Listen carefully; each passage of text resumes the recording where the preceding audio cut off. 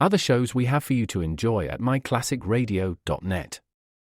The Avengers was most certainly not a household name in South Africa prior to the radio series.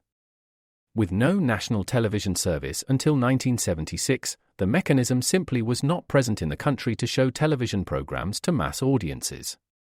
While many other countries reveled in the filmed adventures of John Steed and company, South Africa was not equipped to join in the fun.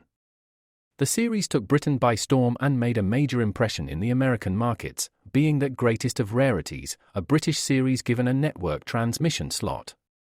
However, as a filmed series, rather than a videotaped one, The Avengers was able to gain a modicum of exposure in South Africa through film rentals. Come and listen at myclassicradio.net.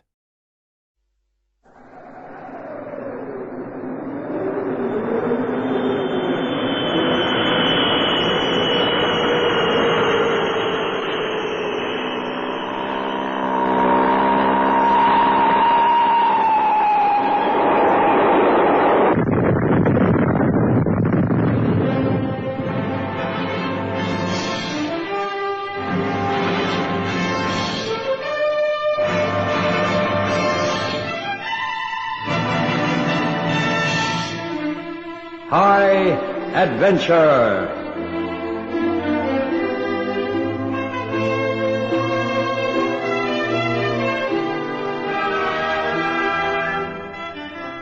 Tonight's story by Terence Kerwin is entitled A Life for a Life.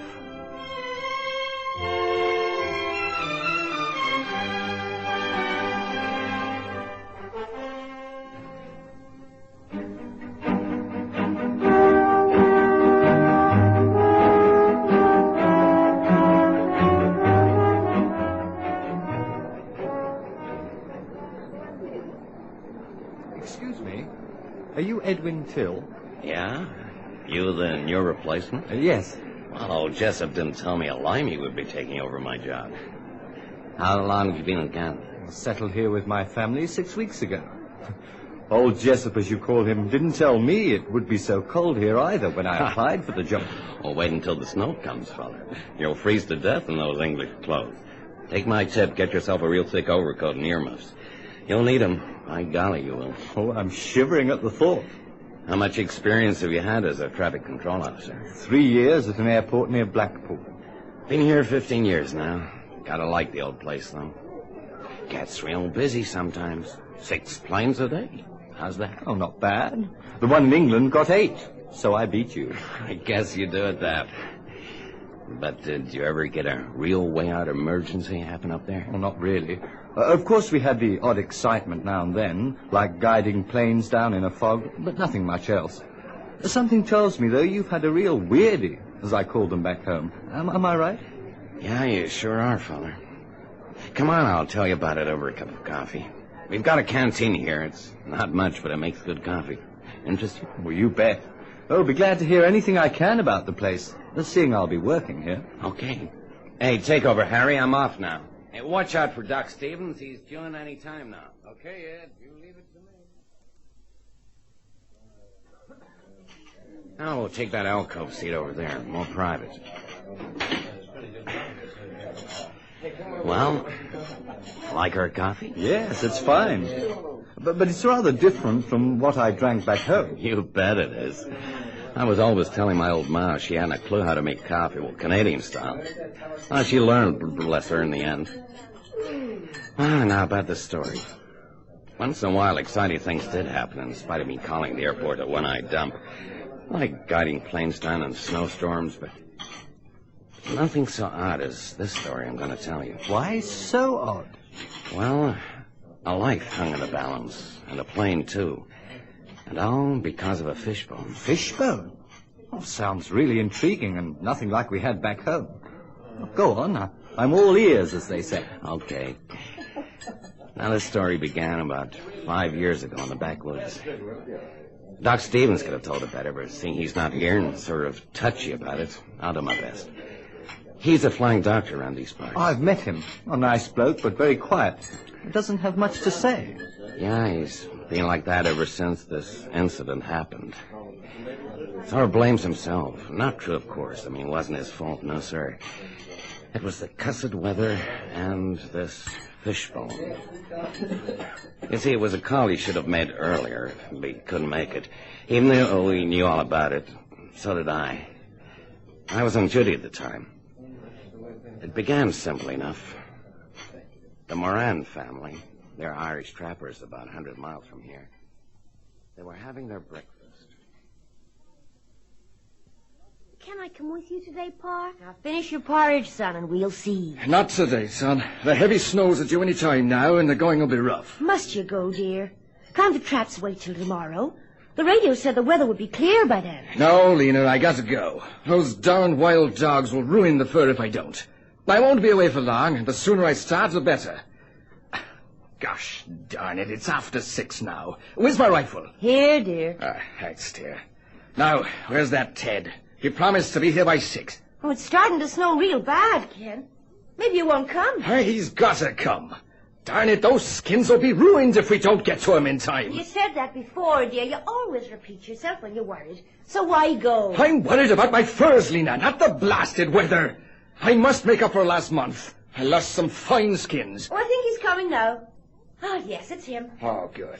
Now, do finish up your breakfast, Larry, or you won't grow up big and strong like your pa. Ah, gee, Ma. Can I go with Pa? I won't get in the way. I said no, son. Maybe next time. It's starting to snow fits a blind a mule, Kean. You think we should go? There's a sensible man. Hiya, Ted. Hi, Alina. And how's young Larry? Fine, Uncle Ted. Pa says I can't come with you. Your pa's right, young feller. It's too windy out there. Not to mention the snowdrifts that'll be forming. You'll get swallowed up in no time. Ah, gee, Uncle Ted, you're as bad as Pa. Now, that's enough, young man, or I'll send you to your room. Now, give me your plate. I bet your porridge is stone cold. No, it isn't, Ma. It's just fine. Now, let me see. Of course it's cold. I'll warm it up and you can finish it when your pa and Uncle Ted have left. Are you ready, Ted? Yeah, let's go. Goodbye, honey. I'll see you later. Look after Larry. I will, dear. Hurry back. I hate these snowstorms. Makes one feel so cut off. Thank heavens we got Doc Stevens when we meet him. Yeah, but if the weather gets any worse, a bird wouldn't get through, let alone a plane. But as you say, thank heavens for the doc and the radio. Did you check it was working okay before you left? Heck no. Oh, it'll be okay. I used it yesterday and it was all right. Now, where shall we make for first? Beechwood? I'm easy. We might as well. We usually get our best catches there. If it gets any worse, though, I reckon we'll skip the traps by the river. Okay with you? Okay by me. Now, let's move it while we can. I don't like the look of those clouds over there. You're right. Let's hurry it up and get back. Is lunch ready, Ma? I'm hungry. Go and sit at the table. It's ready now.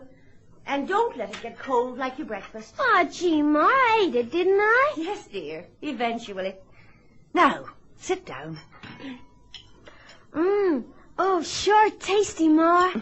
Good boy. Eat it all up. It'll do you a power of good.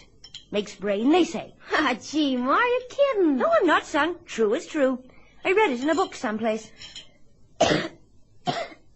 What's wrong, Larry? I think I've got something stuck in my throat, Ma. Here, quick. Eat some bread. That better? Is it gone? Oh, no, Ma. It's made it worse. I think it's a fishbone. Oh, but it can't be, son. I filleted the fish real careful like. It is a fishbone, Ma. I can feel it. Oh, it hurts awful, Ma. Let me look. Open your mouth. Oh, I can't see anything. Now, keep still, son, while I try and get it out. Oh, it's gone further down, Ma. I can't breathe so good. I want my paw. I want my paw. Oh, heavens. Oh, dear heavens. Don't worry, son. I'll radio for Doc Stevens. He'll know what to do. This is WXY4 calling Hayward Airport. WXY4 calling Hayward Airport. Doc Stevens, please. This is an emergency. WXY4 calling Hayward Airport. Do you read me? Over. More. I can't breathe. It hurts. I can't breathe. Try and remain calm, son. I'll try again. This is WXY4 calling Hayburn Airport. WXY4 calling Hayburn Airport. Do you read me? This is an emergency. Over. Help me! Help me, Mark! I'm choking! I'm choking! I'll get help for you, Larry, son. Just hold on a little longer. I can't hold on much longer, Mark. I want my part. WXY calling Hayburn Airport. WXY calling Hayburn Airport. Do you read me? Do you read me? What is wrong? Answer me, please. Oh, please, answer me. Over. Oh, Larry. Larry! Oh, no. He's unconscious and his face is tinged with blue. He's dying. I know it. I know it. Well, that's a lot in Beechwood Grove. Good catch, Keane. Yeah, but let's go back, Ted. Why? We're doing fine. Don't laugh, Ted, but I've a feeling that something's wrong back home. Come on, we must turn back. Now, hold on, fella. Me and young Larry are okay. It's just your superstitious Irish blood running wild. I tell you it's not. You go on ahead if you want to, but I'm turning back, and now. Okay, fella, calm down. We'll go back. Hurry up, Ted. We must go faster. All right. I'm going as fast as I can. Look out, Cian! Oh. You okay, Cian? Yeah, I think so. I busted my ankle in this dratted snowdrift. Help me out, Ted. Hold on. Careful now. Grab my rifle. You got it? Yeah. Right. Okay, here goes. Is the ankle broken? No, I don't think so. Just badly sprained by the feel of it. But look, you go on ahead. Not on your life, pal. You'll freeze to death if I leave you here. Come on now, come on. Lean on my shoulder. Thanks. I'm leaving the furs. They're too heavy to carry. Oh, hurry, Ted! Hurry!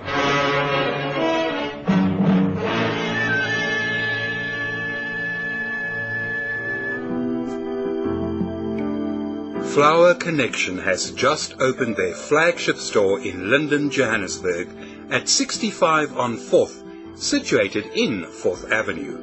For fresh cut flowers, plants and florist accessories at wholesale prices, come to Flower Connection. Call Jenny on 076 951 9449 or visit our website at www.flowerconnection.com.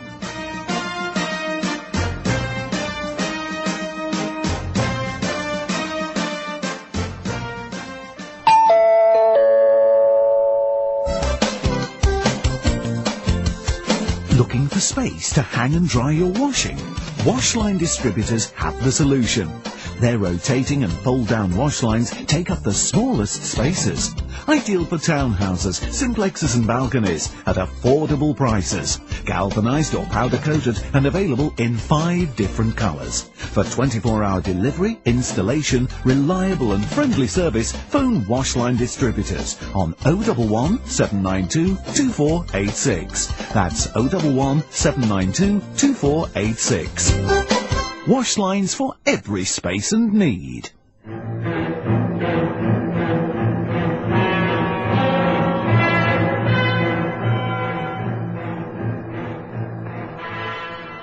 WXY4 calling Hayburn Airport.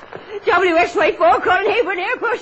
This is an emergency. I repeat, an emergency. I want the flying doctor. Can you read me? Over. WXY4 calling. WXY4 calling. Why can you answer me, Hayburn Airport? This is an emergency. I repeat. Who are you? You're jamming my frequency. Please get off the air. I repeat, please get off the air. I can't get off the air. My son is dying and needs a doctor. I'm trying to get in touch with the flying doctor at Hayburn Airport. Dr. Stevens? Yes. Now, please get off the air. This is an emergency. I can't. For some reason, we're locked in each other's frequency. Dr. Stevens couldn't help you anyway. The weather's too bad. I can't see a yard in front of you. Oh, it's snowing something shocking. Hey, wait a minute. Aren't you Lena Moran? I recognize your call sign. Yes, I'm Lena Moran. Who are you? I'm Art Linton. Remember me? I know you're happy. Oh, yes, I do. And you know about first aid. Oh, you must tell me what to do.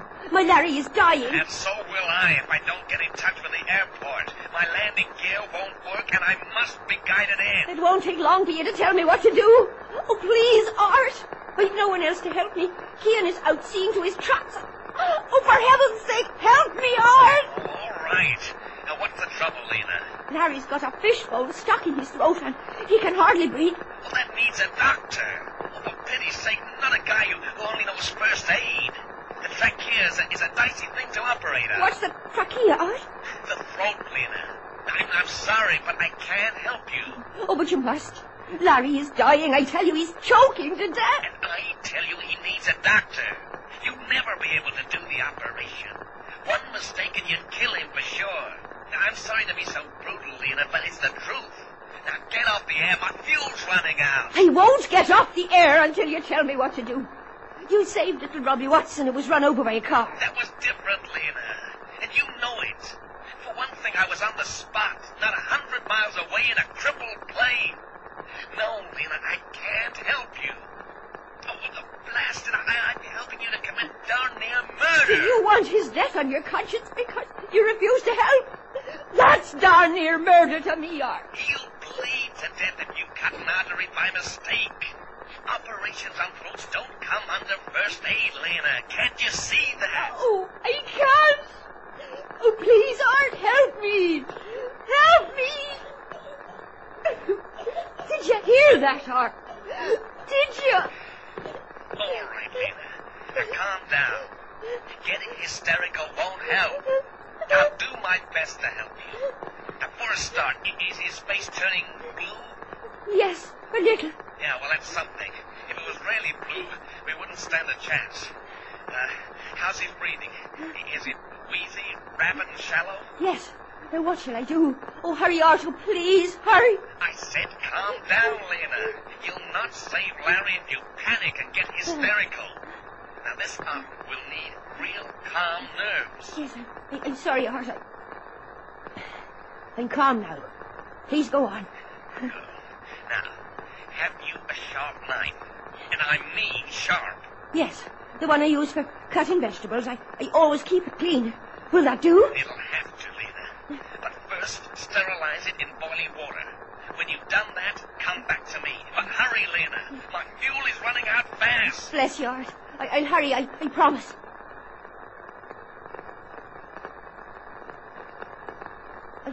I put the knife in boiling water. Thank heavens the water was already on the stove. Right. Now go and pull back the skin on his throat until you can see the ridges. Now come back to me when you've done that.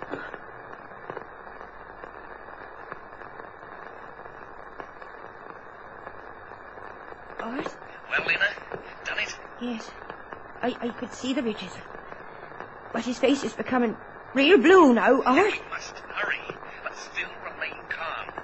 Do you remember seeing a ridge just below the Adam's apple? Yes, I did. Right. We'll just have to hope that the fishbone will be above that. Now pull the skin tight again and carefully cut along that ridge below the Adam's apple. You'll be able to breathe then. Won't he bleed a lot and choke? No, not a lot. You must cut across the throat.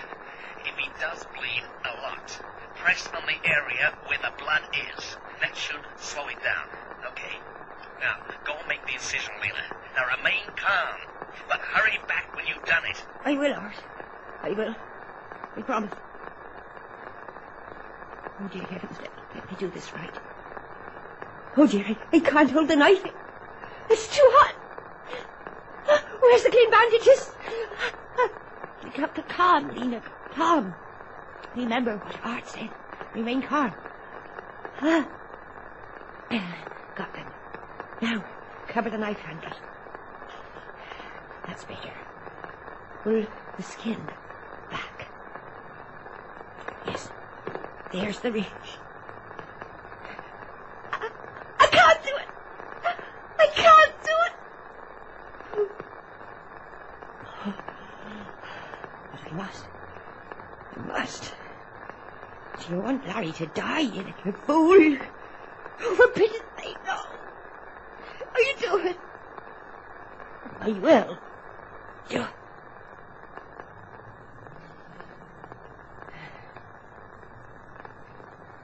I've done it.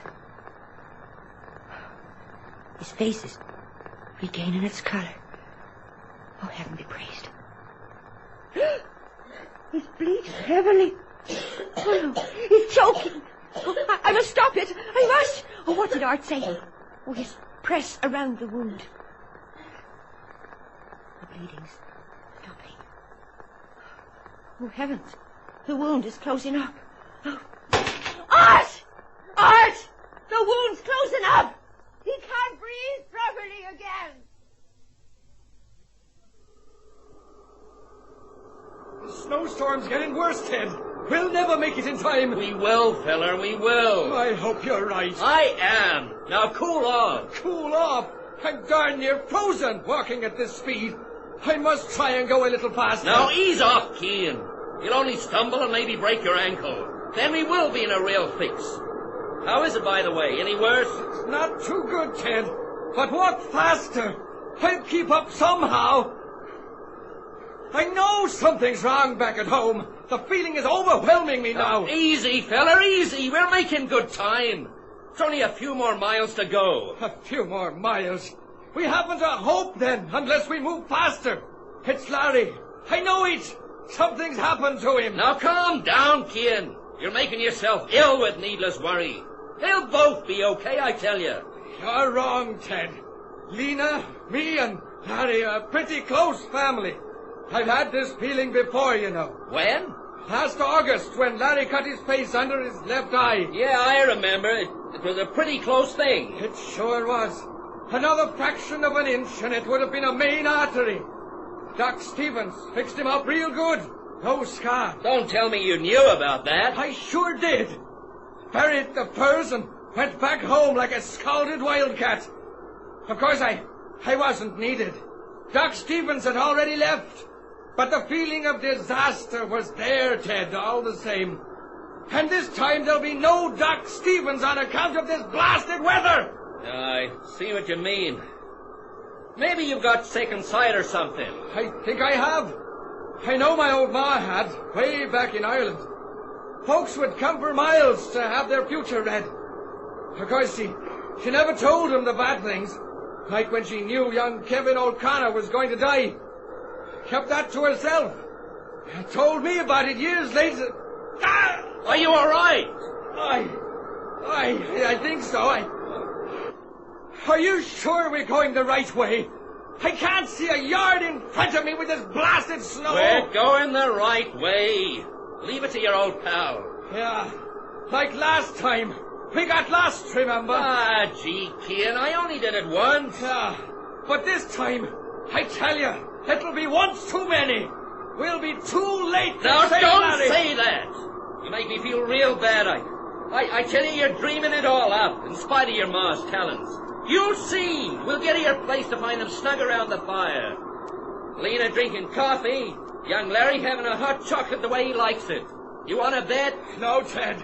This time I'll not take up your offer. I know you're wrong. Now let me try and move faster. I tell you, it was pretty horrible for me, Mr. Bush. Call me Ray. In what way was it horrible?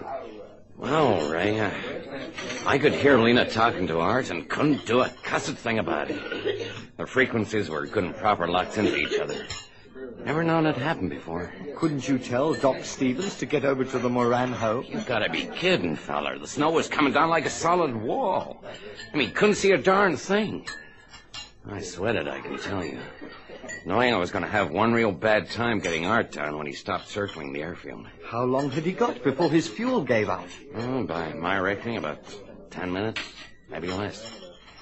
Certainly not long enough to get guided down and make a belly landing. I just listened to it all. Horrified. There was nothing else I could do. Of course, we'd cleared the airfield, waiting. What shall I do, Art? The wound's closing up again. Calm down, Lena. You just have to open it up again. But a bit more this time. You find it easy to do. It's cartilage, not bone. Oh, All right. I'll do it. Hurry, Lena. My fuel's just about all gone. Okay. I won't be long. I've done it. But I'm sure it'll close up again. Have you any plastic tubing? I think so. Yes, we have. Kian bought some for the car for petrol or something. Is it clean and unused? Yes. Right. Now put it in the boiling water and then carefully insert the tubing into the wound. Not too far, Lena. You may do more harm than good.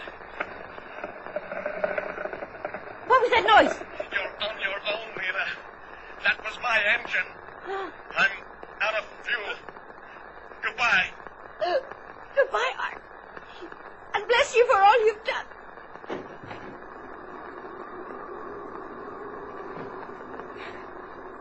Is Larry dead?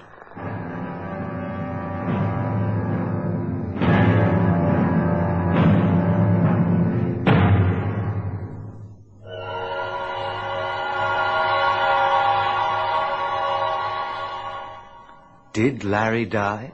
No. That tubing kept him going until Doc Stevens got over there. The snow cleared a couple of hours later. And Art Linton? He died, Ray. Crashed 100 yards from the airfield. The Morans named their second child after him.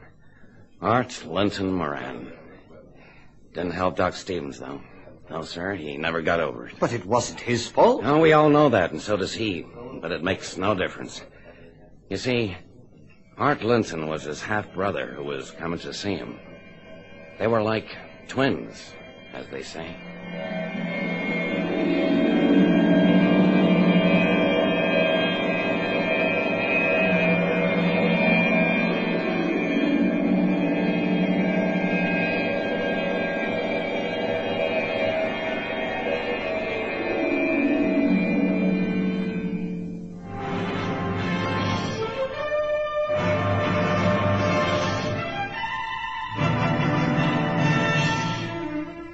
High Adventure is produced by Henry Diffenthal.